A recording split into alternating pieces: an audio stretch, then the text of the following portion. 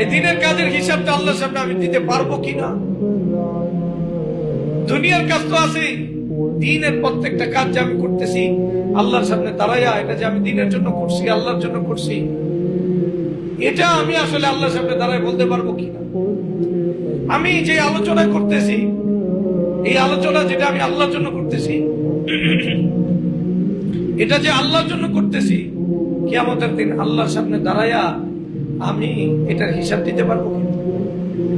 বিষয়টা অনেক জটিল, যদিও হালকা মনে হয়, কিন্তু বিষয়টা কি জটিল। আমরা তো সবচেয়ে বেশি উদাসীন হলে এই ব্যাপার,